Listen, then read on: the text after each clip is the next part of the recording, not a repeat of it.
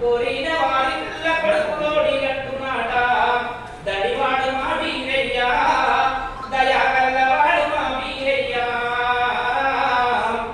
బండారు బొట్టు పెట్టి స్వామిని వేడుకుంటే భాగ్యాలనిచ్చునంట దరిద్రమును వాపునంట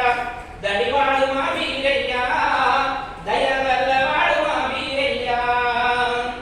శరణన్న వారికి మరణం లేదన్నాడు మొక్కిన వారికి మోక్షమిచ్చ దేవుడు అకలకు తమ్ముడు మంగారమ్మ తమ్ముడు ధన్యవాడు మా వీరయ్య దయగల్లవాడు మా వీరయ్య కులాలు చక్రాలు